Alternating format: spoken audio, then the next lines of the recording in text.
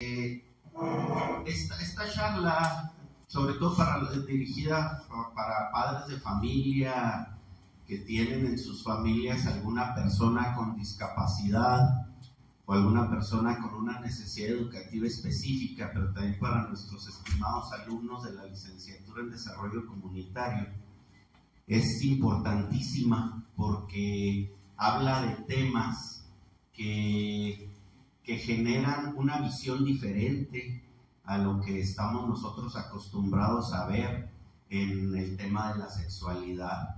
Y ya se darán cuenta ustedes, ahorita que escuchen la información que tiene esta presentación, cómo es muy importante, no solamente para estas familias que acabo de mencionar o para nosotros como educadores manejar estos temas, sino es importante para el propio desarrollo socioemocional de los sujetos, de los individuos que escuchen esto. Hay 3 factores básicos que debemos de revisar. Esta es una cosa que me gusta decir siempre que inicio esta charla. Hay 3 factores de diagnóstico que nosotros podemos ver de manera sencilla en las familias, en las escuelas, con nuestros amigos, con nuestros familiares, para detectar problemas emocionales. Son sencillísimas, 3 cosas biológicamente básicas. Una es la alimentación. Si nosotros comemos mucho o dejamos de comer, perdemos el equilibrio en la alimentación, estamos indicando que algo mal anda en nuestra emocionalidad. O sea, dejar de comer de manera compulsiva, se puede dejar de comer, pero también se puede comer de manera compulsiva. Ese factor está indicando un desequilibrio emocional grave. Luego, el sueño. Si dormimos mucho o no dormimos por lo menos 7 horas al día, tenemos insomnio, es otro foco de alarma. Entonces ahí llevamos 2 cuestiones biológicamente básicas que nos proyectan emocionalmente enfermos, emocionalmente desequilibrados: alimentación y sueño, descanso. Y la tercera es esta, la sexualidad. La sexualidad humana entendida como un factor integral de relaciones sociales e íntimas con personas cercanas, ¿sí? O sea, nuestro primer círculo socioafectivo nos indica cómo está nuestra sexualidad. No es nada más las relaciones sexuales coitales, hablar de educación sexual o de información sexual, sino de nuestras relaciones con nuestros padres, con nuestros hijos, con nuestros amigos cercanos y también nuestras relaciones con nuestra pareja, ¿sí? Entonces, ahí hay un asunto importante. Vean qué sencillo es. Si ustedes ponen atención en alimentación, sueño y sexualidad, en ustedes y en sus familias, en sus amigos, pueden detectar fácilmente problemas o trastornos socioemocionales. Muy bien, adelante, maestra, por favor. Vamos a hacer esto para acá. Bien, estas son las, por mencionar alguna tipología de enfermedades mentales o emocionales que se pueden ocasionar cuando nuestra sexualidad se mueve de manera irregular, ¿sí? Ansiedad, y pareciera que es una escala Likert, ¿no? Una escala de menos a más, ¿sí? La ansiedad, ¿sí? Cuando nosotros vemos que hay ansiedad en alguien, tenemos que tener cuidado y prender los focos de alarma si a alguien lo vemos ansioso. Se le llama gente desesperada o nerviosa. Tenemos que poner atención. Depresión, ¿sí? Que es un tipo de, le llaman algunos psicólogos muerte fingida, ¿sí? En las terapias evocativas le llaman muerte fingida a la depresión. ¿Por qué? Porque estamos sin interés por vivir, ¿sí? Nuestros intereses cognitivos vitales se apagan. No reímos, no lloramos, solo queremos dormir o alejarnos del mundo, ¿sí? Aislarnos del mundo. Eso es la depresión. Pero luego puede sobrevenir una cuestión que puede generar la condensación de la ansiedad y la depresión, como es la neurosis depresiva o la neurosis de angustia, ¿sí?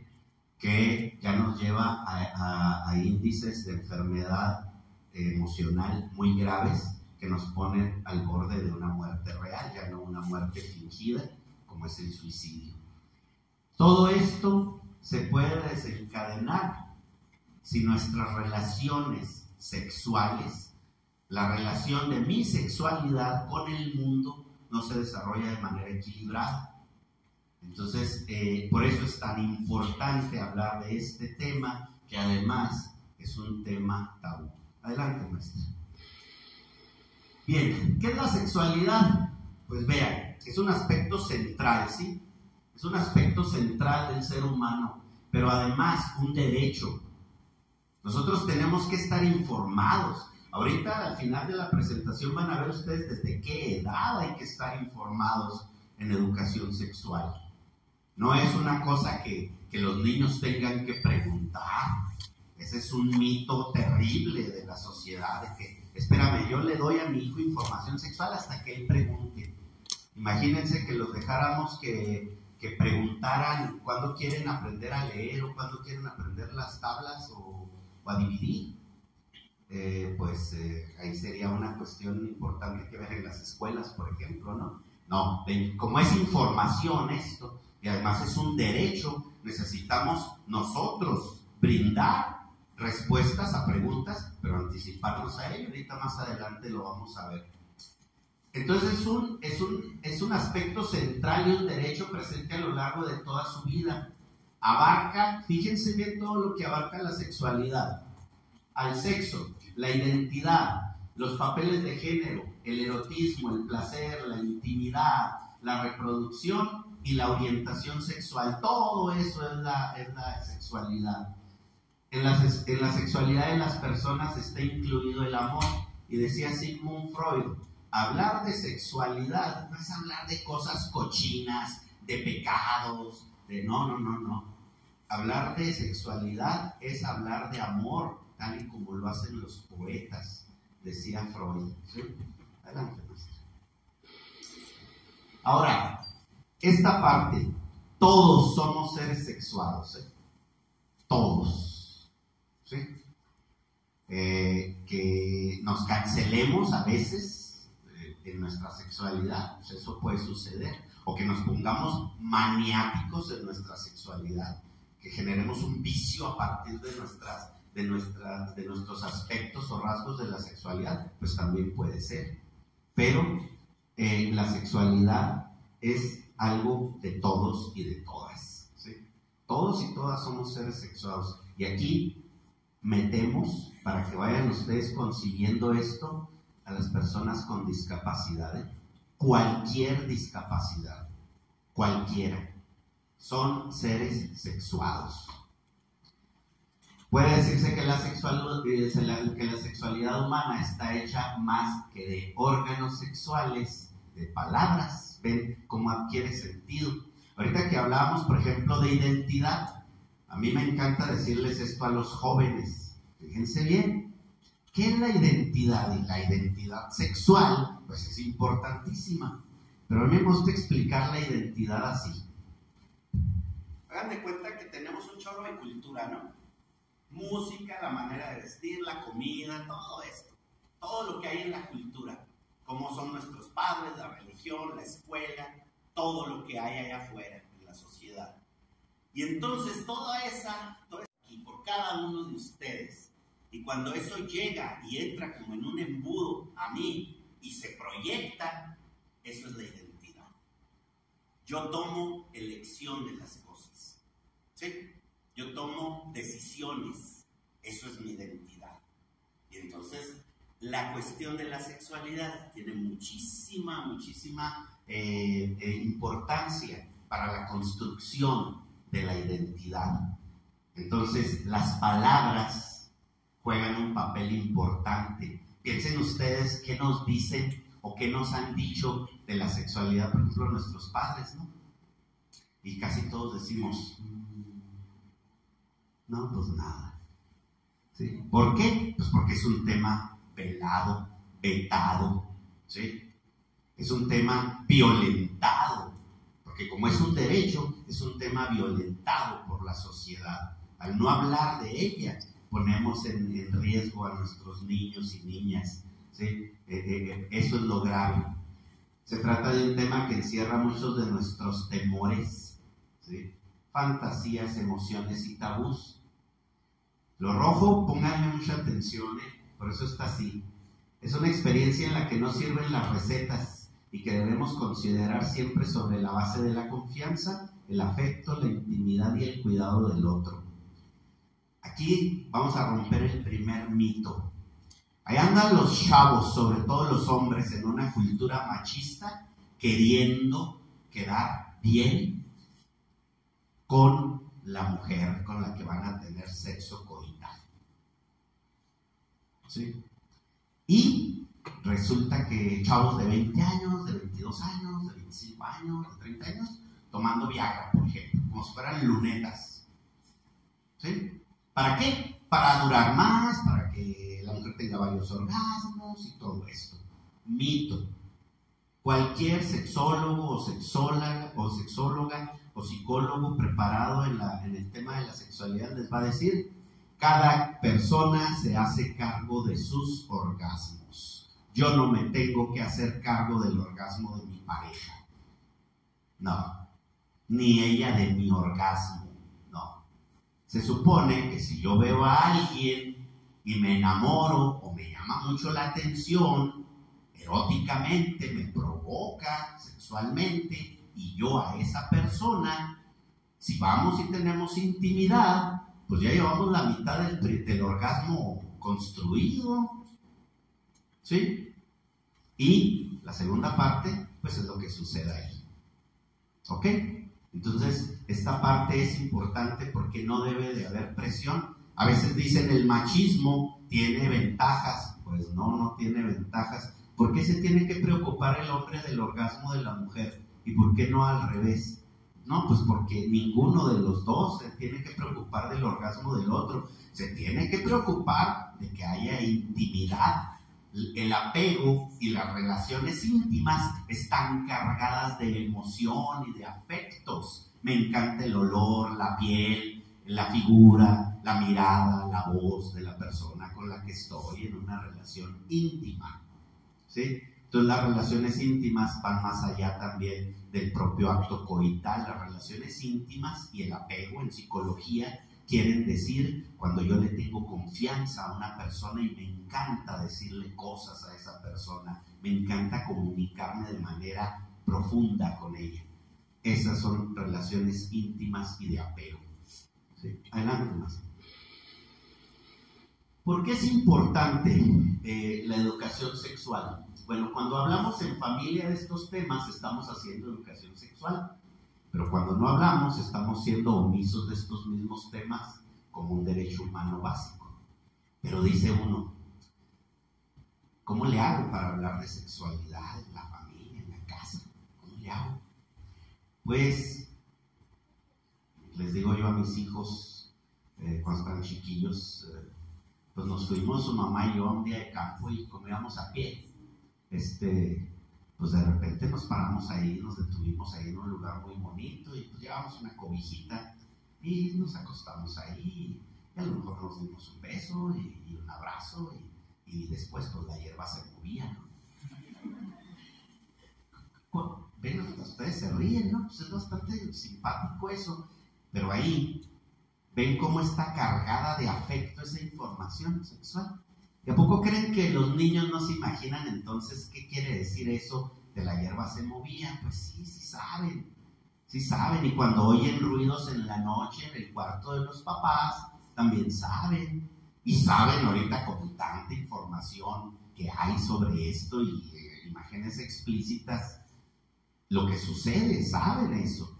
Y entonces hay que dar lugar, como dice Piaget, a la inteligencia del niño o de la niña con la fantasía y la imaginación. Porque la fantasía y la imaginación en la edad adulta se convierten en inferencias, ¿sí? O sea, en anticipaciones a información más compleja. Esa es la evolución que tiene la psicología del aprendizaje según esta cuestión de la psicogenética. Entonces la educación sexual debe de contribuir a la comprensión de nuestros sentimientos, porque está cargada de eso. Es una de las cosas más cargadas de sentimientos que hay. Así tengan relaciones furtivas, ¿eh? Por ejemplo, ahorita los jóvenes pueden llegar a una fiesta y de ahí salir con alguien, estar con esa persona de manera coital y salir de ahí y no volver a ver a esa persona. ¿Sucede eso? Sí, sí sucede. Esa es la época que estamos viviendo. Pero eso quiere decir que no se cargó de emoción el acto que hubo ahí. No, sí, sí se cargó de emoción. Ya cada quien, según su concepto de amor, dirá si eso es amor o no es amor. Porque hay quien dice, hay un debate tremendo en qué es el amor. Si es eso, si sexo es amor o no es amor. Bueno, eso cada persona lo decide desde su identidad, ¿sí? La vida cotidiana de la familia entonces es un referente fundamental en la formación sexual de los niños y niñas. No pierdan de vista eso. No dejen que sus hijos y sus hijas, sus alumnos y sus alumnas aprendan fuera de la familia y de la escuela la sexualidad.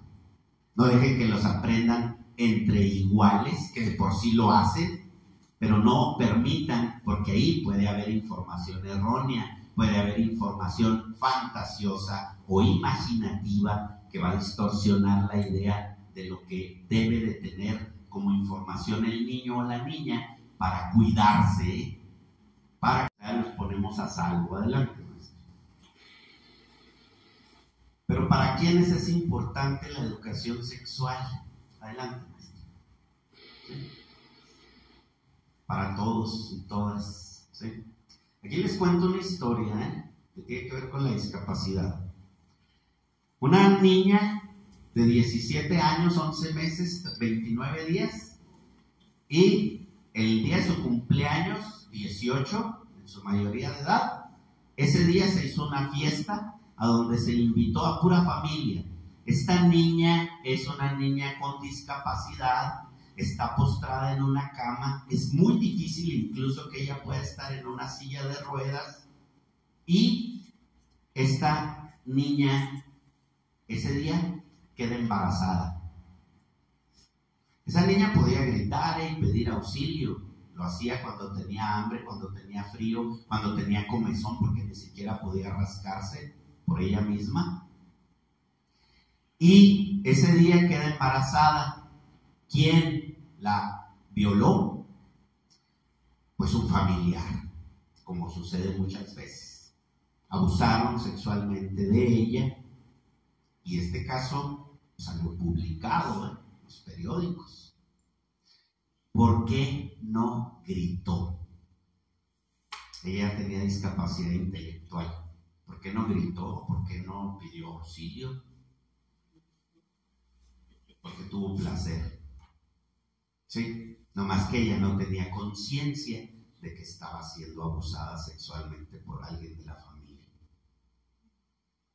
¿Ven? Entonces esta cuestión es importantísimo, por eso es para todos y para todas la educación sexual, no solamente para algunos. O sea, una persona con discapacidad intelectual profunda no debe de ser informada o cuidada con información sobre sexualidad, ¿sí? Porque lo de menos es que ella quedó embarazada, pasó un buen momento, tuvo placer, por eso no se quejó. Pero imagínense que la hubieran contagiado de alguna enfermedad, todavía bajo su condición, y de una enfermedad que le hubiera costado la vida. ¿Sí? Entonces es por eso que es tan importante hablar de esto. ¿sí? Porque tenemos que poner a salvo a nuestros jóvenes, a nuestros niños y a nuestras niñas. Adelante, maestro. Todos estos deben de ser educados sexualmente, ¿sí? Desde antes de los 2 años, cuidándolos como bebés, ya se les protege. A los niños pequeños, a los niños grandes, a los adolescentes, a las personas con discapacidad, a los jóvenes, a los adultos mayores y a los senectos. A mí me tocó trabajar en un asilo durante un año haciendo un voluntariado, y hay mucha sexualidad entre los adultos mayores, mucha. Se hacen parejas ahí y de repente entra uno a poner una inyección y cierra uno la puerta, ¿no? Porque se topa aquella escena, porque están olvidando cerrar la puerta, ¿sí? Entonces a toda edad, en toda edad, hay esta parte de la intención libidinal, impulsiva, apasionada, amorosa, como ustedes le quieran llamar, pero ese impulso existe desde que nace uno hasta que muere, incluso en el vientre materno, cuando el niño o la niña rozan las paredes del vientre, a veces con sus genitales tienen erecciones, los niños y las niñas, porque luego piensan que nada más los hombres tenemos erecciones, ¿no? La vulva de la mujer, hechos del mismo tejido cavernoso que cuando hay excitación se llenan de flujo sanguíneo y crecen. Ahora, los derechos en la escuela, ¿no? Es un derecho universal para la protección de la dignidad humana, esto. Pero sí saben que hay veces que los maestros nos salteamos el tema, o que no lo hablamos así. ¿Vieron ustedes todo este debate del conservadurismo en contra de los libros de texto? Que porque hablaban, que estaban hipersexualizados, cosa que es mentira. Tienen información sexual los libros de texto de la nueva escuela mexicana. No están hipersexualizados. ¿Quién define eso? ¿Qué tipo de moral rabona y castrada está proponiendo que la información sexual debe de llegar hasta un punto y lo otro no se dice y no se toca y no se hace? No, debe de tener permiso la educación sexual. Por lo tanto, los maestros también tenemos que ser educados en ello. Los maestros tenemos permanentemente que estar siendo capacitados en la cuestión de la educación sexual. ¿Por qué? Pues porque estamos viendo que nos rebasa este asunto, ¿no? Imagínense, en una escuela primaria llega el 14 de febrero un ramo de flores de un niño para otro niño, y todos los profes, ¿qué hacemos con eso? Pues ¿qué hacemos? Pues ver un acto de amor. Que no, o que los homosexuales no son capaces de amarse y de expresar su amor. Sí son, y tienen derecho a hacerlo, ¿sí? ¿Y saben cuándo entendemos los maestros, las religiones y las familias? ¿Saben cuándo entendemos que nuestros hijos e hijas no deben de ser reprimidos por su preferencia sexual? Cuando los papás los vemos colgados de una viga porque no los dejamos ser, porque no los dejamos ser ellos, esa identidad, y tomar una decisión de su identidad. Ahí es cuando decimos, ¿por qué no lo dejé? ¿Por qué no le permití? A algunos ingenuos y violentos, por lo tanto, como padres, o como maestros, o como guías sociales, espirituales, por ingenuos, pero por violentos también, por no querer aceptar que es una condición humana que ha existido siempre, siempre. Y además, si me permite, además, esta parte del género puede ser salvar vidas. Una de las terapeutas de mi hijo decía, le ha salvado la vida al aceptar su género, que te ha mostrado desde que era pequeño, porque usted conoce a Dani y es su terapeuta, y usted sabe del proceso que ha vivido y de todos los intentos, bueno, de los 2 intentos de suicidio que tuvo, y sabe que esto fue gracias a la terapia, pues, vivir este proceso que él venía viviendo desde niño, porque uno como padre no se da cuenta de estas cosas que están pasando. Gracias. Y gracias por compartir, maestra, esto tan importante. Adelante, maestra, por favor. Sí. Bien, los temas principales. Vamos a darles la equidad y la violencia de género. Ahora tuvimos el miércoles unas charlas bastante interesantes con los jóvenes del Cebetano sobre esto. La reproducción, todas las cosas que están implicadas en la reproducción, ahora que estuvimos con los de quinto semestre, viendo la crianza, ¿no? Tantas cosas implicadas respecto a las diferencias y preferencias. Pero aquí hay 2 cosas importantes: derecho a expresar su sexualidad y toma de decisiones, ¿sí? Pero ¿cuál es el derecho a expresar mi sexualidad? Que sea real, ¿sí? Sí, no importa, pues digo, estamos acostumbrados en esta cultura a que vaya a llegar mi hijo con su novia o mi hija con su novio a presentarlo a la familia. Pero si llega mi hijo con su novio o mi hija con su novia a presentarme a alguien importante en su vida, pues sí, a lo mejor me fallan las piernitas, porque yo también tengo un proceso de adaptación a esto, que para mí no es muy regular, o muy, le llamamos nosotros normal, ¿sí? Pero si yo veo que hay una relación ahí, y que se aman, y que se encontraron de alguna manera en el amor, en la coincidencia, en sus identidades, yo tengo que tener respeto a eso. Eso es el derecho a expresar su sexualidad. No nada más de que, sí, muchos papás llegan a terapia y dicen, no, sí, yo estoy de acuerdo, pues él o ella decidieron así, yo estoy de acuerdo, nada más que no me presente a su pareja, porque se siente bien gacho, yo no estoy de acuerdo con eso, se me hace una cochinada. Y que imagínense qué daño estamos haciendo a los hijos con una conducta de ese tipo. Es como si llego yo con mis padres y me dicen, oye, ¿por qué nos traes a tu pareja? Guácala, qué cochina, quítala, llévatela. Pues yo ya no vuelvo ahí con mis padres. Bye, padres. No los vuelvo a visitar porque no me están aceptando a mí tampoco. ¿Sí? Respeto a las opiniones y crítica argumentativa de las mismas bajo marcos de respeto y tolerancia. Eso es importante, ¿sí? ¿No? En temas principales que debemos de abordar.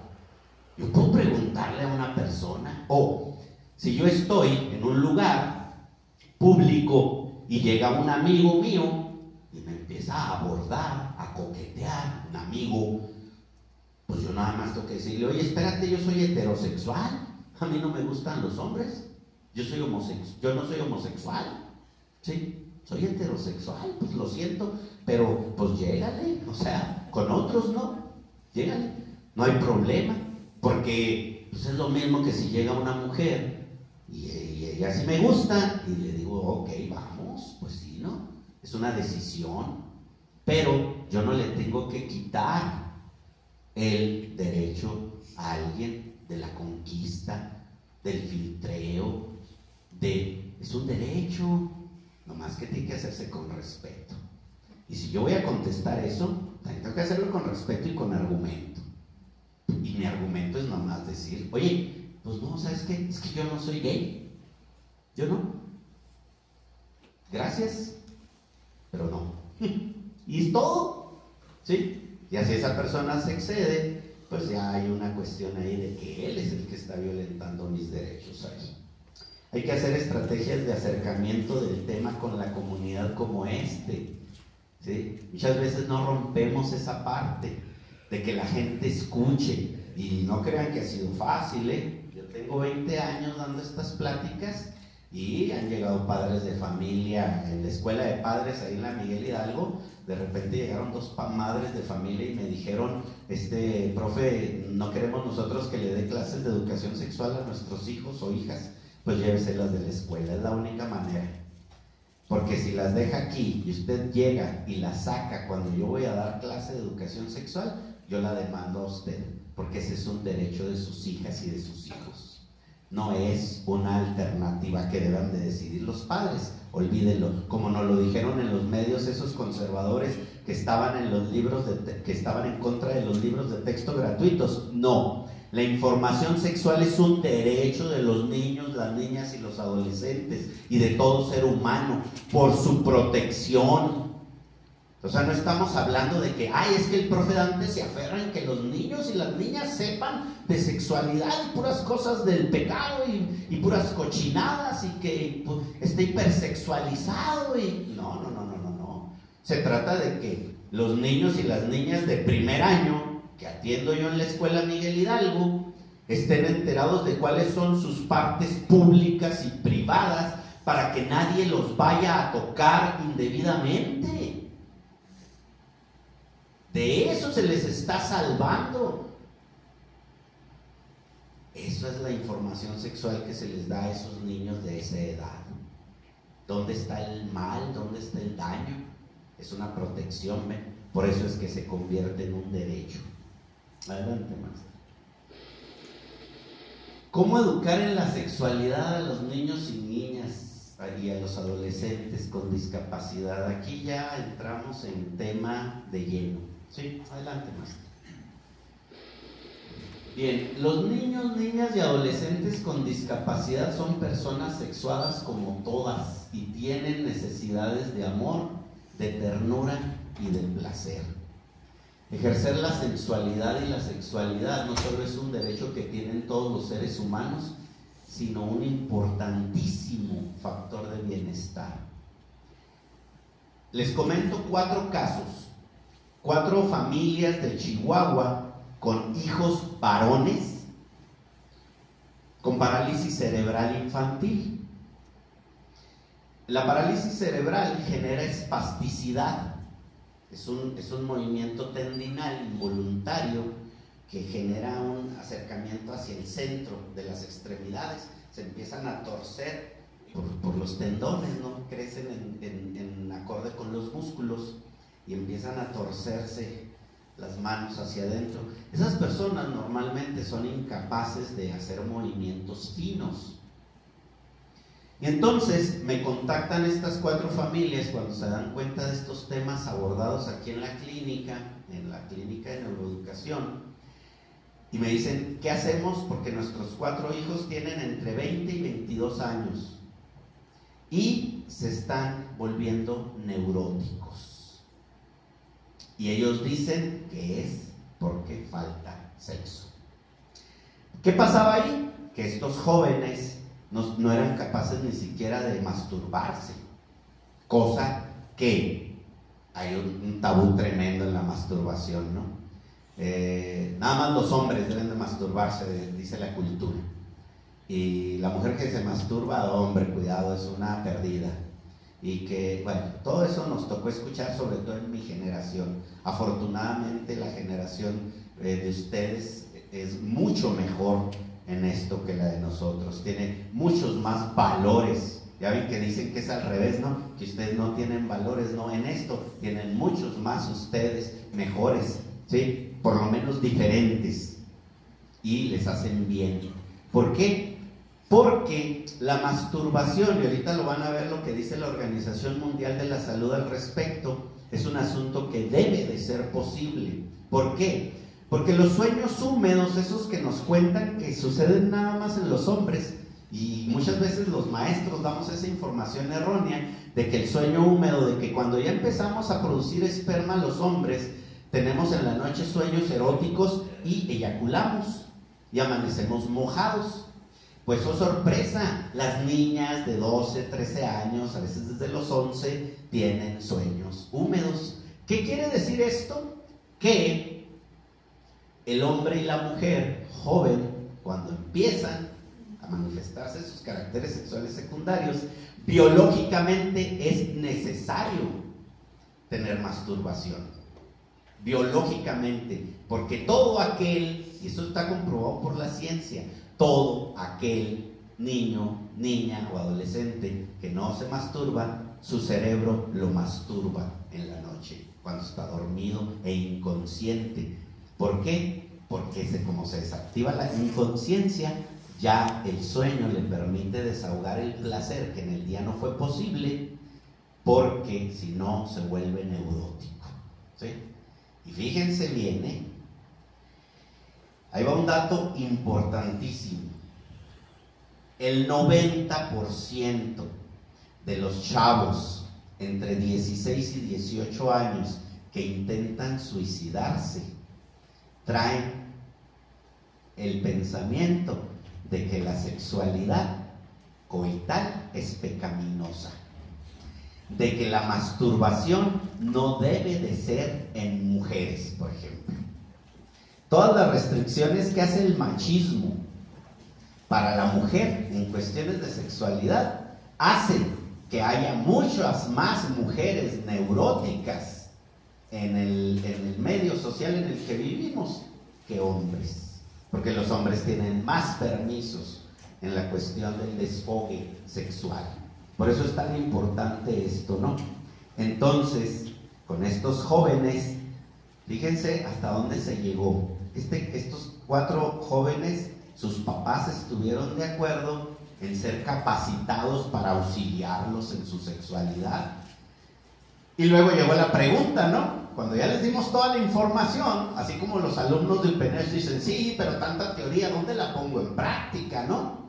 Y llega la pregunta de los jóvenes y dicen, sí, ok, ya nuestros papás ya fueron capacitados, nosotros también, que tenemos derecho a la sexualidad y todo esto, bien. Y luego, ¿sí? Preguntaban estos 4 jóvenes con parálisis cerebral. Y luego, pues y luego tuvimos que ver a 4 amigas sexoservidoras para capacitarlas a ellas también, para que pudieran juguetear con ellos, sin hacerles daño, sin lastimarlos, y con autorización de los padres, y ellos como mayores de edad, pudieron ejercer el derecho al sexo coital con estas mujeres.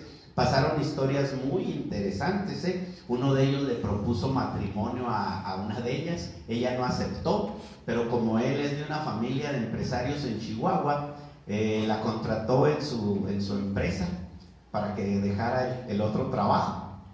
Y luego, otra de ellas, la familia le pagó la universidad, ¿sí? O sea, pasaron historias muy bonitas. Otra de las parejitas que se hizo ahí, se hicieron excelentes amigos, y entre el cuarto ya no pasó nada. El cuarto joven decidió seguir buscando más parejas, ¿no? ¿Sí? Entonces, esa parte, imagínense qué rangos de felicidad les provocaron a estos jóvenes todo lo que sucedió con esto.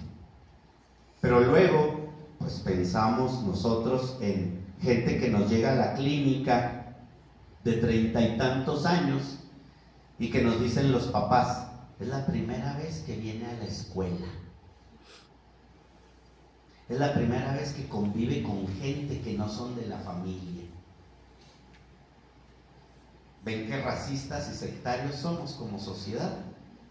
Llegamos a la pregunta de decir, ¿son discapacitados ellos o nosotros somos una sociedad discapacitante? Pareciera que nosotros los discapacitamos, ¿no? Ellos no están discapacitados. Nosotros los metemos a esa jaula, a ese encierro, a esas cuestiones tan lamentables y no los dejamos ser en este asunto de la sexualidad. Adelante, maestro, por favor. Tiene que servirnos para comunicarnos con nuestros hijos e hijas sobre cuestiones sexuales, ¿sí? La mayor parte de las veces alcanza con un poco de sentido común y sensibilidad para entender lo que él o ella necesitan saber. Lo fundamental es tratarlos con cariño, respeto y atención. Aquí estamos hablando de personas con discapacidad.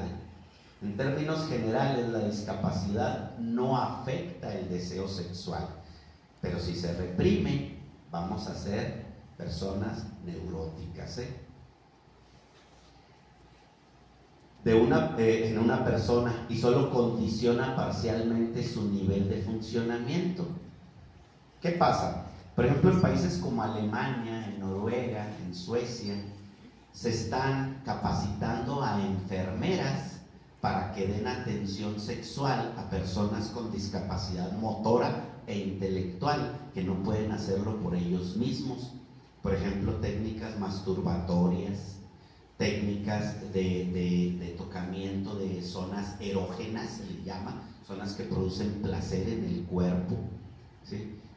Y todo esto se está llevando a cabo para darles el derecho a la sexualidad a personas mayores de 16 años, ¿sí? Que como seres sexuados necesitan de esta parte que la sociedad ha descuidado y que la sociedad les ha quitado ese derecho. Adelante. Sí. Ahí dice, en términos generales, ¿sí me escuchan? Sí. En términos generales, la discapacidad no afecta el deseo sexual. No me gustan los micrófonos. Pero bueno, ay, cuánta gente. Pensé que éramos más poquitos, muchachos. Déjenme, mejor me siento. En términos generales, la discapacidad no afecta el deseo sexual. Yo a mis alumnos les digo mucho, no podemos estar reteniendo a un niño en primer grado, por ejemplo, porque tiene una discapacidad intelectual, porque es una práctica muy común en las escuelas de educación básica. ¿Por qué?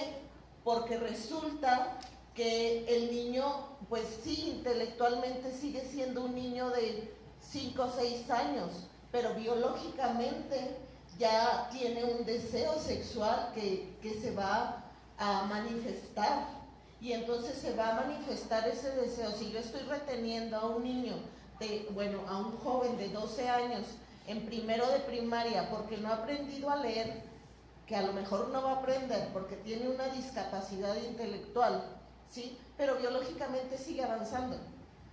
Y entonces, ¿qué pasa con eso? Los niños o los jóvenes de 12 años que tenemos en primero van a querer tocar o besar a sus compañeritas de primer año. ¿Por qué? Porque su sexualidad está 6 años adelantada con referente a sus compañeros de grado, ¿sí? Y eso es algo que debemos entender como maestros de educación básica.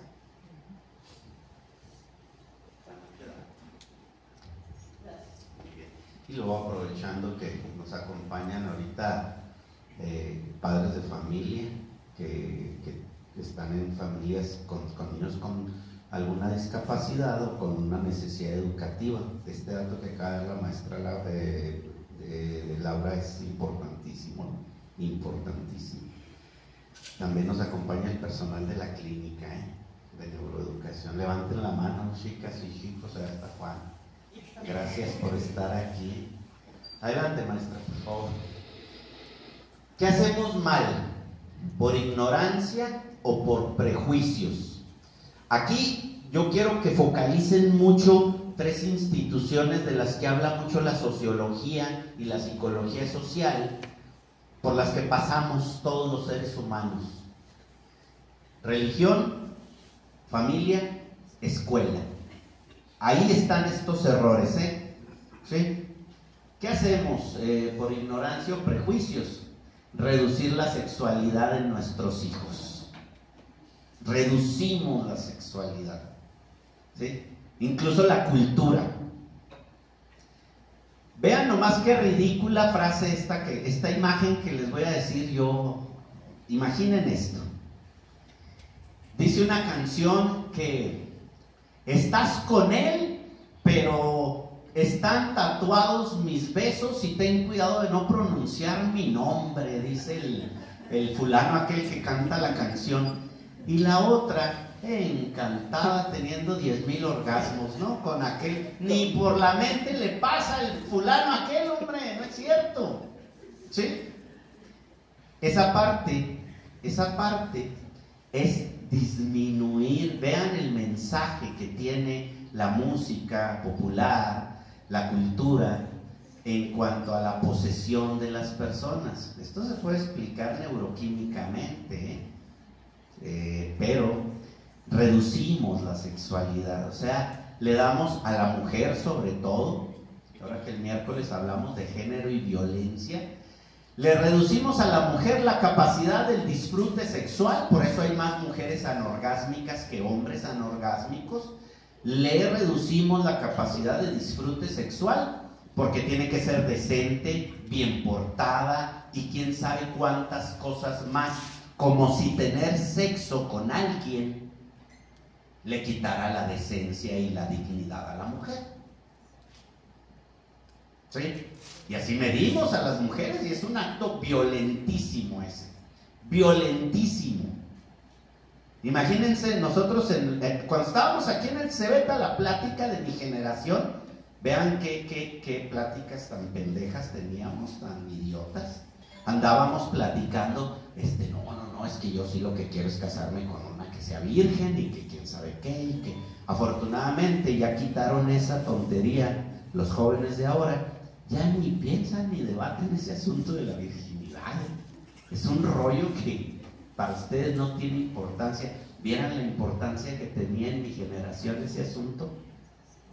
¿Vieran nomás? Estábamos atrapados ahí, quitándole dignidad a la mujer por una cuestión violenta de prejuicio. ¿Sí? Ahora, los sobreprotegemos a nuestros hijos, pero sobre todo a nuestros hijos con discapacidad. Siempre queremos tratarlos como niños. Les bajamos su autoestima. Hay un dato bien importante. Este dato tiene implicaciones emocionales en los niños y las niñas. En los adolescentes no tanto. En los niños y niñas, cuando un niño o una niña llegan tristes de la escuela y el papá les llega a preguntar que sí, ¿qué pasó? A veces pasa que el niño o la niña vienen desencantados amorosamente. ¿Y qué hacemos los adultos? Decimos, ja, anda enamorado ¿cómo la ves? O anda enamorada esta y lo mandaron por un tubo y por eso anda triste. Imagínense que ustedes llegaran al consultorio del psicólogo y le dijeran, no, pues es que me ando separando, y el psicólogo dijera, ¡ja, ja, ja, ja! ¿A poco andas enamorado? ¿Andas enamorado? Pues te friegas, ¿no? Pues eso pasa. Es lo mismo, ¿ven? Y por tener el prejuicio de que los niños y las niñas no tienen sexualidad, o sea, que no se enamoran, que no quieren una relación afectiva con algunas personas de su preferencia, es un error, es un prejuicio de los adultos, es adultocéntrico eso, ¿sí? Es una cuestión adultocéntrica. No respetamos las sensaciones de la sexualidad de los niños, ¿sí?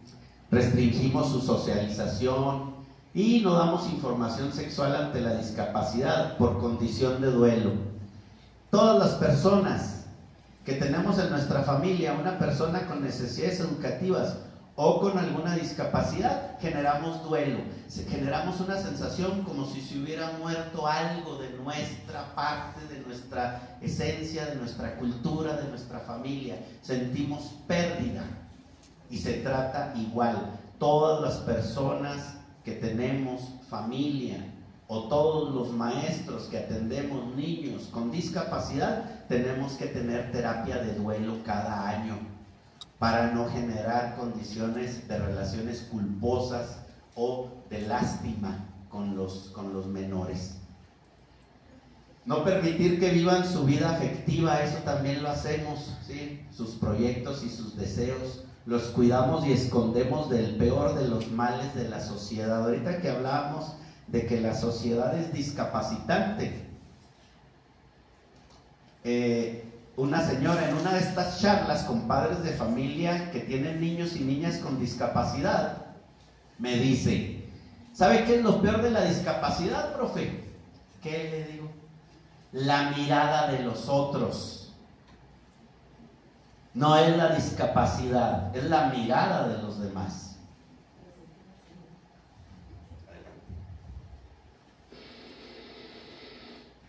¿Por dónde empezamos? Aquí vamos así rápido ya para ir cerrando. Lo público y lo privado. ¿Qué es lo público y lo privado de mi cuerpo? Eso es lo primero que se les tiene que enseñar a los niños. Las partes del cuerpo y sus nombres, la función de cada parte del cuerpo y su higiene y cuidados. Por ejemplo, cuando les hablamos de la masturbación, hay 2 reglas para la masturbación, facilísimas, para evitar. Llegan las niñas de 13 años al consultorio médico, pero así de niñas, así, por ignorancia, por prejuicios, con vulvovaginitis, con una infeccióncita en sus labios menores o mayores. Incluso su clítoris a veces se ve comprometido. ¿Por qué? Porque se masturbó con las manos sucias. A veces llegan los niños con un glande de dona, se inflama el glande tremendamente y el prepucio ya no baja. ¿Por qué? Porque se masturbó con las manos sucias.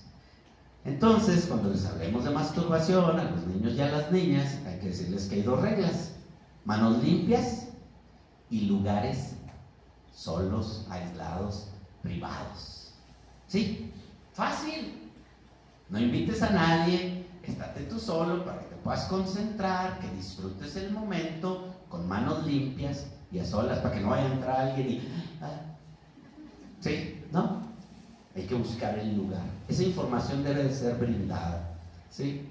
Los sentimientos, los límites. Eso que decía ahorita de si llega alguien y me aborda, por ejemplo, eso que se dio entre 2 niños, de que uno le lleva flores a otro niño. El otro niño pudo haber dicho no. ¿Por qué aceptó? Pues porque sí hay amor entre ellos, están enamorados, es una relación homosexual.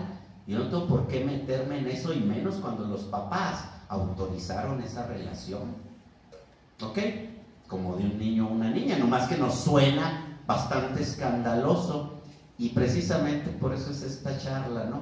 Para generar rupturas en esos tabús que nos hacen tanto daño. Se deben de enseñar las relaciones interpersonales, pero también los riesgos que se juegan en esas relaciones interpersonales. Adelante. ¿Cómo seguimos? Platicando de las emociones propias, ¿no? Las anécdotas emotivas y eróticas, podemos platicarlas. Es bien importante que cuando el niño chiquito ahí de 3, 4 años está jugando con sus carritos y el papá llega o la mamá y dan un abrazo erótico a la pareja y le muerden la orejita y le dicen quién sabe qué, ¿saben qué? Voltea y ve el niño así y luego dice, mucha gente cree que eso no lo deben de ver los niños, un arrimoncito así por atrás o una nalgadita, o que la mamá pasó el papá y le dio un pellizcón, ¿no? Y que no, ¿cómo? No. ¿Saben qué pasa con los niños esos? Cuando llegan al kinder o a la primaria y vieron eso en su casa, erotismo. No sexo implícito, no, erotismo. Llegan los niños felices sabiendo que sus papás se aman. Así como cuando llegan los niños enojados porque sus papás se gritan y se golpean. Cuando los papás se erotizan, los niños llegan felices y tranquilos sabiendo que todo está bien en casa. ¿Sí? Vean qué importante es eso. Dejar ver la expresión de las emociones verbales y del cuerpo. Hay que decir delante de los niños y de los adolescentes las muestras de afecto, ¿sí? Las muestras de afecto con los jóvenes. Qué importante es que cuando mis hijos estaban adolescentes, y nos íbamos, mi esposa y yo, a Chihuahua, ¿y qué hicieron? Pues lo primero, como 3 moteles, y luego ya fuimos de compras. ¿Qué tiene de malo ese comentario? ¿A poco un joven de 14 años o de 17 no sabe que sus papás tienen relaciones sexuales? Pero si yo doy esa muestra de erotismo, lo que les estoy diciendo es que van bien las cosas ahí, ¿no? Y eso es información sexual para los jóvenes, ¿sí? Que no se restrinja esas muestras de erotismo. No pensar en doble sentido o con doble moral, porque las dos cosas hacemos. A veces puro doble sentido o pura doble moral, porque mientras nosotros somos un desenfreno, no queremos que nuestros hijos y sobre todo nuestras hijas lo sean. Y eso tiene que ver con lo siguiente: dejar ver, explorar, comunicar y usar. Llega la hija y dice, estoy embarazada, y luego los papás, una broncota, tanta información que hay en la red, y ¿para qué tienes el celular y la computadora? Y que, sí, nomás que quiero ver yo a los papás, a las mamás, con las niñas, con las jóvenes, cuando se topan un condón en la mochila o en la bolsa, mientras que a uno, al joven de 14, de 16, le encuentran un condón en la cartera. ¡Uy, qué orgullo!, ¿no? Hombre, ya anda de canijo, ya anda de cabrón, dice el papá, con un orgullo tremendo, ¿no? A lo mejor embarazando chicas. Y la niña de 14, de 16, a veces de 18, ya cuando legalmente tiene el derecho a usarlo sin pedir permiso, le ven el condón ahí y unos cachetadones, ¿no? Ya andas de puta, cabrona, ¿verdad? ¿Sí? Esa es violencia de género. Esa es violencia de género. Por eso es, sí, hay mucha información. Los chavos ahorita saben de gel espermaticida, espumas, condones femeninos, condones masculinos, de sabores rugosos, rasposos, enchilados y de todo, ¿no? Con tajín y de todo. Sí, de todo. Pero ya se la saben, sí. Pero tienen permiso de usarlo. Hay permiso. ¿Para qué? No es una invitación a la promiscuidad y a que ya les estamos dando permiso de que se den vuelo y que no. Es cuidar su salud primero. Que no se enfermen. ¿Por qué? Porque ahorita la sexualidad entre jóvenes es muy activa y muy diversa. Y nosotros no podemos ser ingenuos, no podemos ser padres ingenuos, porque comprometemos la salud de nuestros jóvenes, así como comprometemos la integridad de nuestros niños y niñas, podemos comprometer la salud de nuestros jóvenes si no les damos permiso de usar. Y entonces la niña que tiene permiso de usar no permite, por muy enamorada que esté del chico aquel, y el otro dice, no, a mí me gusta sin condón, yo con condón no. Pues vete con otra que le guste igual que a ti, conmigo no, porque yo cuido mi cuerpo y mi salud. Eso es dar permiso de usar. No está haciendo una invitación a la inmoralidad y a la promiscuidad, ¿no? Eso cada quien lo decide. Cada quien lo decide. ¿Sí? No mentir, permitir preguntas y adelantar respuestas. Sí, permito las preguntas, pero no me quedo a ver si me preguntan mis hijos, porque qué tal que en la iglesia y que en la escuela y que en la familia les están dice que el sexo es una cochinada y que es malo y que es sucio, y nunca se atreven a preguntar cosas. Entonces es mejor adelantar la información, porque es información, ¿sí? No los va a hacer precoces ni nada de eso que están pensando. Generar confianza plena y evitar la ingenuidad, ¿no? O sea, yo estoy con el grupo de padres de familia, amigos, padres de las amigas de mi hija, y no, hombre, todos acá, no, fíjate que yo no le permito a mi hija que vaya a tener relaciones antes del matrimonio, y que esto, y que fíjate que yo no, y que quién sabe qué. Ingenuos. ¿Por qué? Pues porque luego pueden llegar, como uno maneja estos temas, las amigas, hijas de esos señores moralistas y muy ingenuos, y dicen, profe, ayúdeme porque traigo un granito, quién sabe dónde, y qué hago. Pues ir con el médico, pero no hay quien la lleve al médico, ni hay quien le dé dinero. ¿Y qué tal si es sífilis? ¿Y qué tal si es herpes?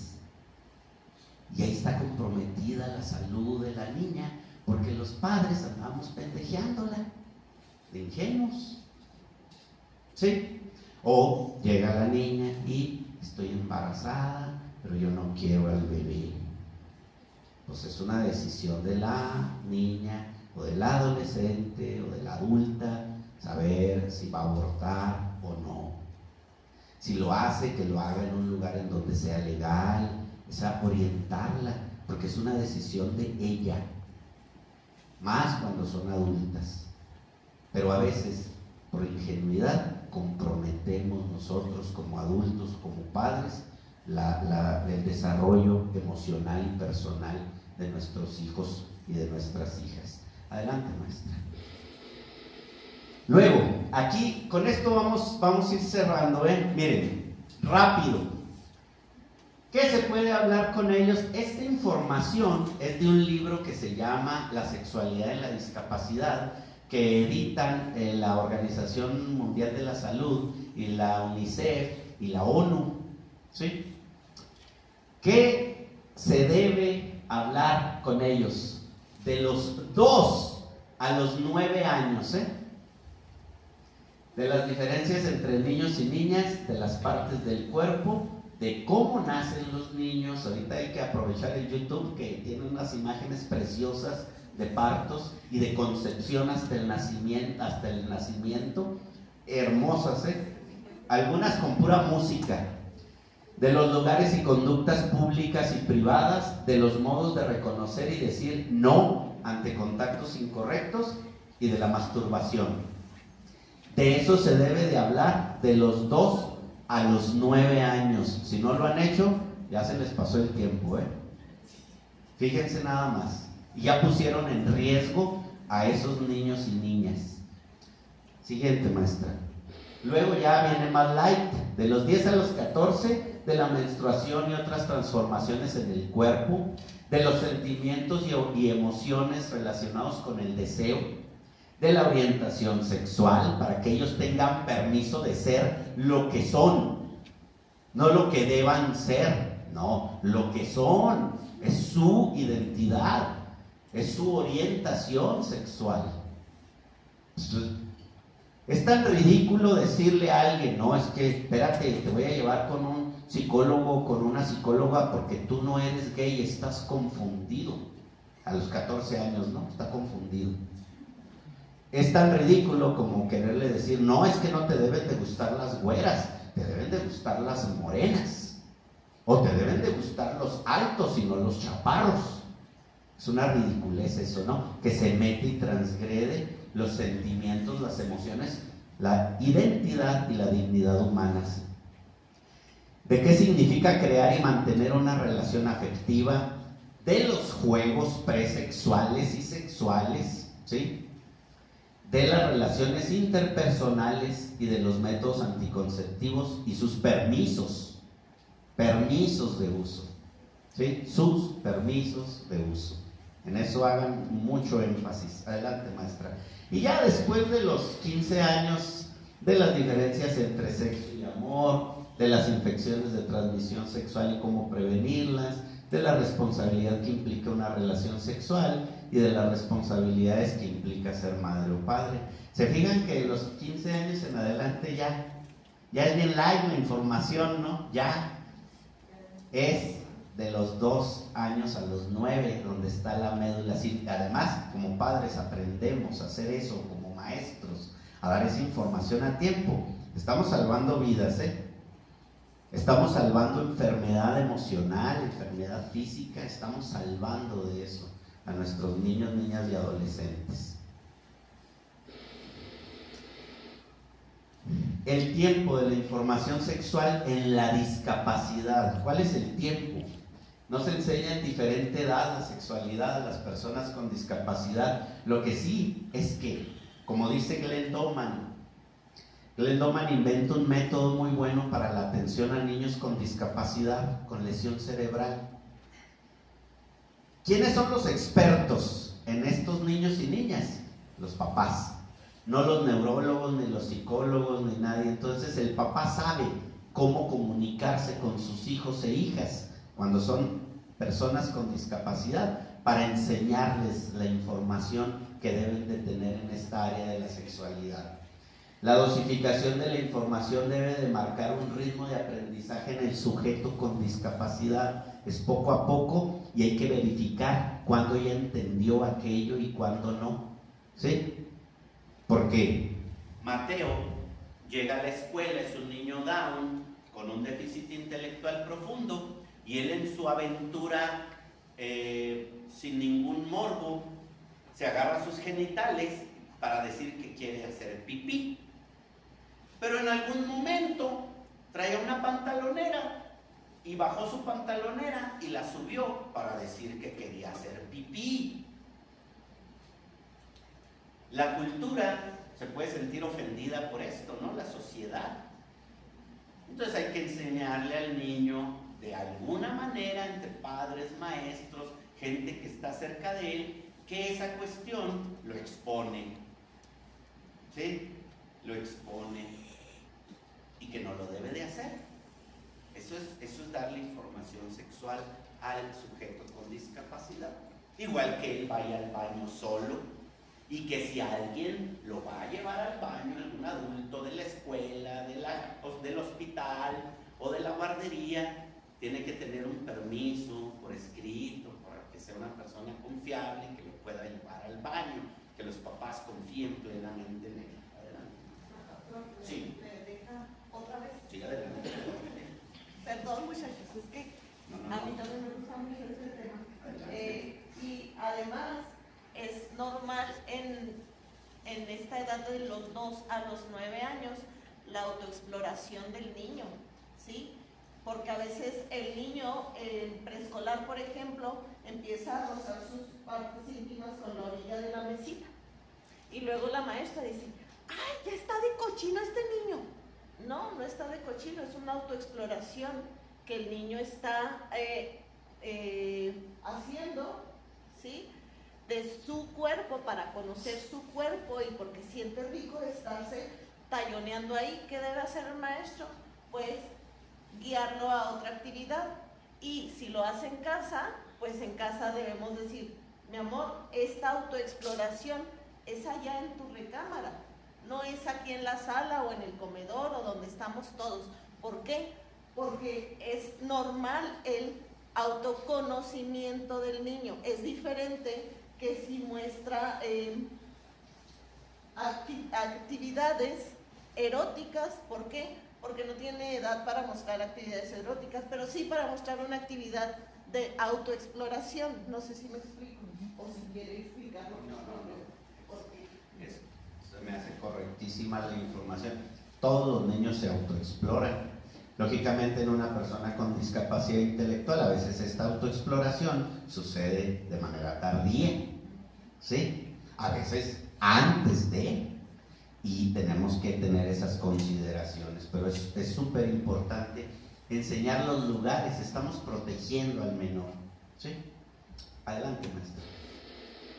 La familia debe saber lo comunicado, toda la familia y todas las personas que conviven con el menor deben de saber qué es la información sexual que se le está brindando al niño, a la niña, al adolescente con discapacidad. Deben de estar informados todos para estar en sintonía, ¿sí? Y generar cuestiones no de prejuicio y de ignorancia, sino de información y de desarrollo en este ámbito, en el sujeto. La comunicación en este rubro debe darse como sea posible. Imagínense a un niño con hipoacusia bilateral, ¿sí? ¿Cómo le doy esa información? ¿Cómo le doy a un niño Down profundo, con déficit intelectual profundo? ¿Cómo le doy a un niño autista esa información? ¿Cómo le doy a un niño disléxico profundo? A un niño con hiperactividad, con trastorno de déficit de hiperactividad, con impulsividad. ¿Cómo le hago? Entonces ahí son estrategias, pero de la familia, de la escuela, de los profesionistas interdisciplinares, ¿no? y multidisciplinares que lo atienden, ¿sí? En ocasiones el conductismo, estímulo-respuesta es la clave. En déficit intelectual profundo a veces el ensayo y el error, el refuerzo de algunas actividades así de manera muy conductual. Se utiliza mucho terapia cognitivo-conductual para enseñar esto, incluso el control de esfínteres, ¿sí? El método TEA para el control de esfínteres tiene esta parte de una terapia cognitivo-conductual. La pubertad es igual física y emocionalmente en un niño discapacitado que en cualquier niño. Entonces, por ejemplo, la gente de la clínica, mis compañeros y compañeras de la clínica que trabajan en la secundaria técnica, se topan con toda esa problemática, que a veces hay déficit intelectual profundo y los niños y niñas con esta cuestión, con esta característica, deben de ser informados, al igual que los padres en esto. Por eso me da mucho gusto ver algunos padres de familia aquí. Adelante, maestra.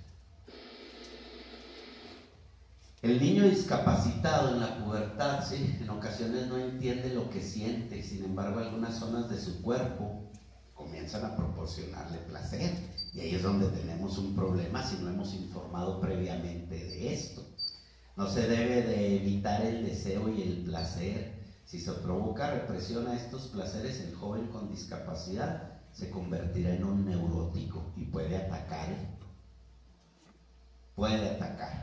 Pero eso está en rojo, eso, porque él no tiene conciencia de conceptos como nosotros. Sus conceptos son diferentes. Si él siente placer y se da cuenta de que otra persona con un contacto físico intenso le puede dar placer, va a ir a hacerlo si no está informado, capacitado para no hacerlo y respetar el derecho de la otra persona. Hay que intentar entonces explicar comprensiblemente lo que está sucediendo en su cuerpo y en su mente. Y otra vez, los padres de familia aquí son los expertos, ¿sí? Los padres de familia. No piensen que son los maestros, el psiconeurólogo, el neurólogo, el pediatra, no. Son los padres de familia los que transmiten esa manera de ser, de respeto, de adaptación sociocultural, se le llaman cuestiones socioadaptativas, ¿no? O la socioadaptación que pueda generar el niño, niña o adolescente al respecto. Adelante, maestra.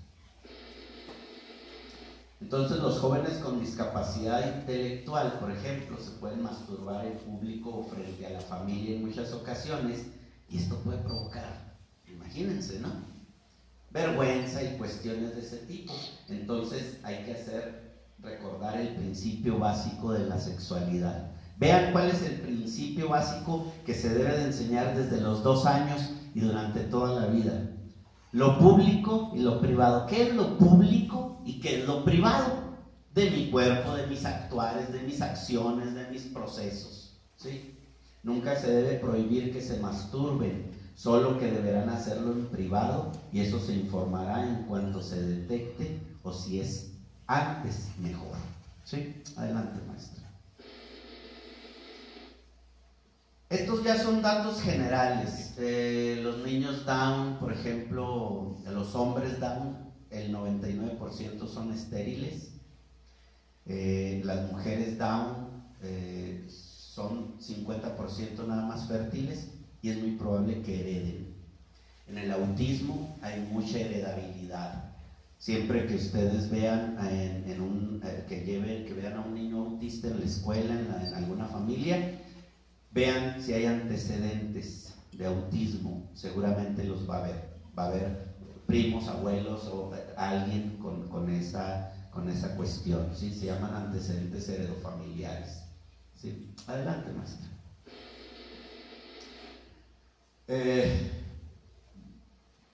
Bien, adelante. La educación sexual no debe de enseñarse algún día. Con esto vamos a terminar. No debe de enseñarse algún día. La educación sexual debe informarse y enseñarse desde el nacimiento de los niños y niñas. Así que no pierdan tiempo en aprenderla y enseñarla a sus hijos, ¿sí? Atrévanse, esa es la invitación. Atrévanse, jóvenes de la licenciatura, atrévanse a enseñar sexualidad en sus aulas, en sus espacios educativos, a niños, a niñas, adolescentes y a adultos, ¿sí? Nunca es tarde, pero es importante que esta información llegue. Un adulto que nunca ha sido informado en educación sexual, si se le informa, ese adulto puede cuidar niños y niñas. Esa es la parte ética e importantísima de esta situación de la sexualidad, ¿sí? Muchas gracias. Adelante, Susi. En la familia tenemos un tío mío, tiene discapacidad intelectual. Él ya tiene 54 años, pero pues todo el tiempo lo vemos, toda la familia tratado como niño, porque pues parece un niño, ¿verdad? Y sí, ahorita que comparte esta información, cuando era más joven, sí era neurótico, sí era agresivo, y todo, y pues los médicos le daban medicamentos, ¿no? Para que estuviera más sedado, más tranquilo.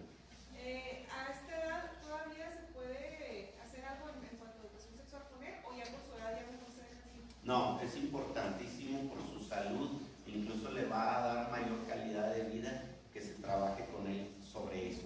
Y desde ahorita te lo digo así, para no irle a poner un tabú a esta información, es muy importante, por ejemplo, en el caso de estas personas, hablar con alguna sexoservidora que pueda ayudar en esto, ¿sí? Para generarle a él los espacios, porque pues si se le empieza a buscar pareja, es complicadísimo. Es una cosa muy emocionante que ha pasado en la clínica, por ejemplo.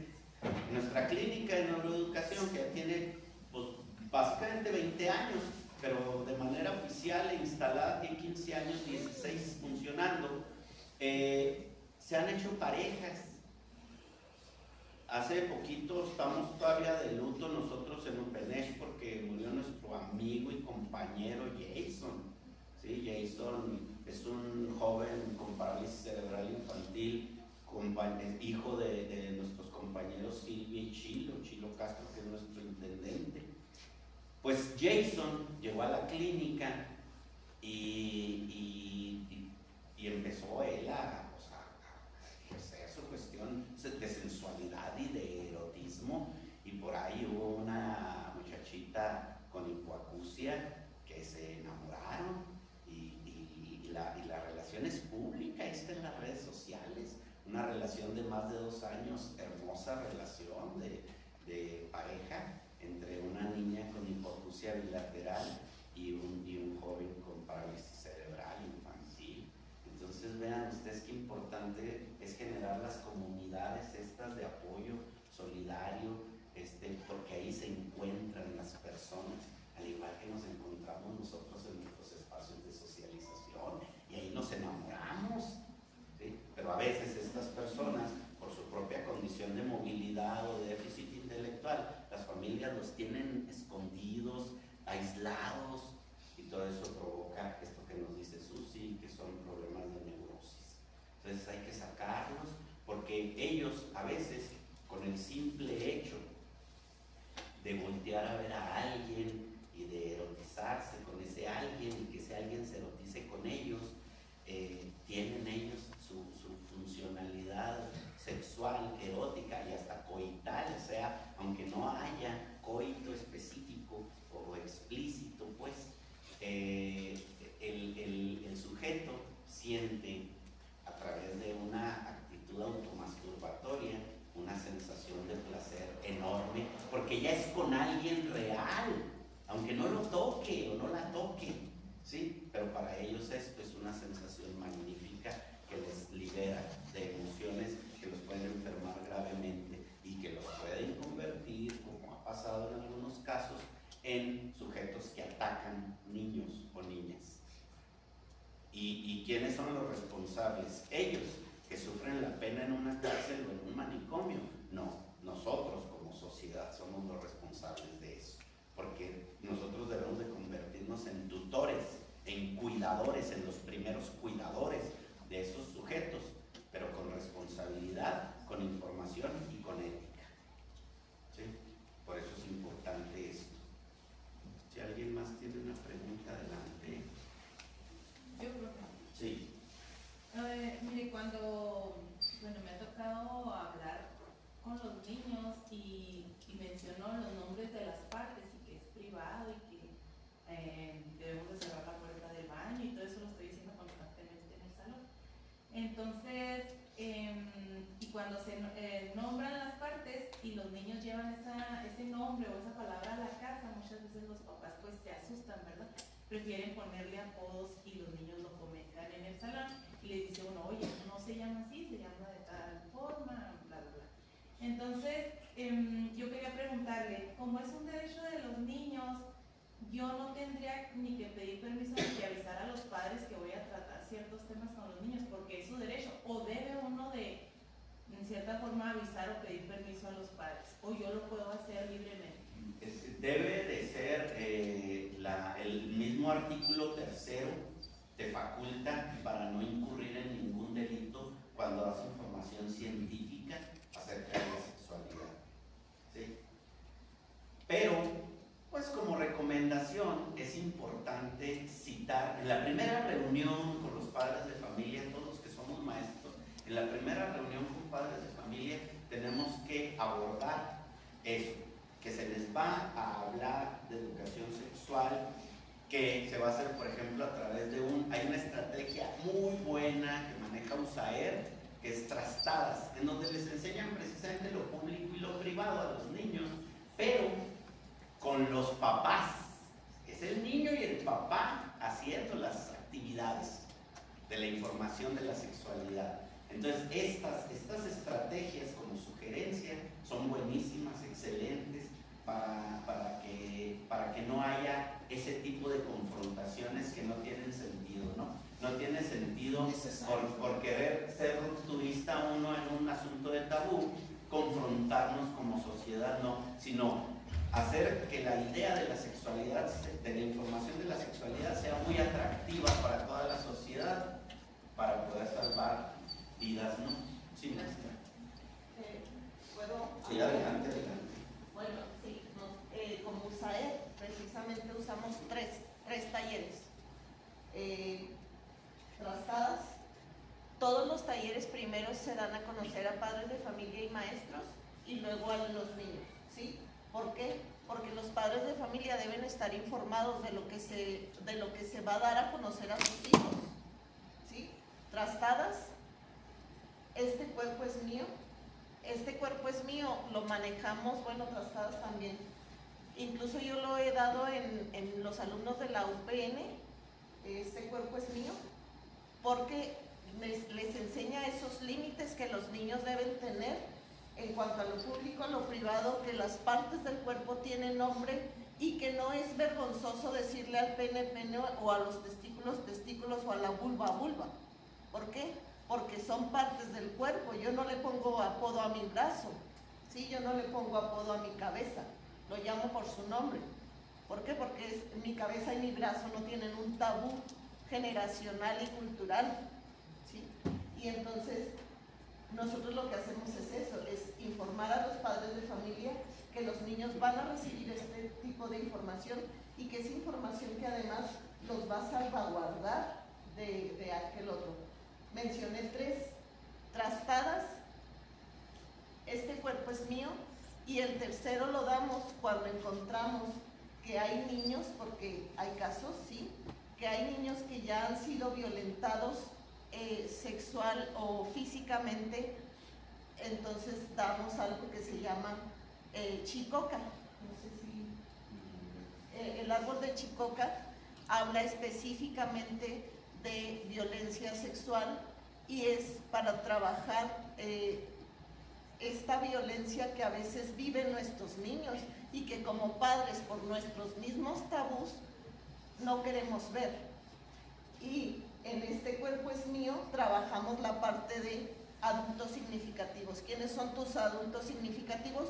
Porque es importante, a veces, si yo estoy siendo abusada y vengo y le digo a Lupita, Lupita, estoy siendo abusada, a veces ella no puede, no está preparada para recibir esta información, ¿sí?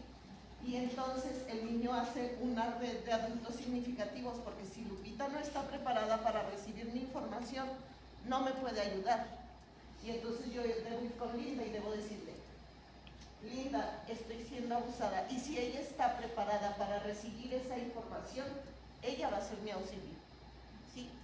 Y entonces ese tipo de situaciones se deben enseñar también cuando se enseña la sexualidad. ¿Por qué? Porque no se trata de enseñarle al niño o dar permisos de que me toquen o de que no me toquen.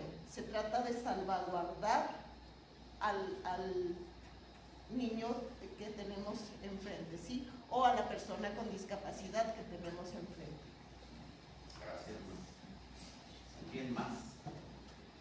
Vean que toda cuestión socioemocional tenemos necesidades educativas en los salones, se llaman necesidades educativas específicas, y tenemos discapacidad, pero también a partir de que un niño o una niña estén teniendo condiciones de abuso o de acoso sexual, estamos nosotros ante una situación de necesidad educativa transitoria. Todo niño que llega triste, deprimido, joven también, a la escuela, nos representa una necesidad educativa transitoria, que puede pasar, pero que está viviendo, y tenemos que también ser atentos a esas situaciones los maestros. Pues gracias por su presencia, gracias a la gente de la clínica Dr. Pablo Gómez, gracias a padres de familia que vinieron, y gracias muchachos, es un honor estar trabajando con los de la licenciatura, los y las de la licenciatura de desarrollo comunitario, porque pues una característica que los define es un chorro de sensibilidad. Estoy muy contento y vuelvo el próximo semestre con otros grupos ahí los sábados, porque me encanta la experiencia de estar trabajando con ustedes. Y gracias. Disculpen el tiempo, no sé cuánto fue, pero abusamos a lo mejor del tiempo, pero esperemos que esta información les haya sido útil. Gracias.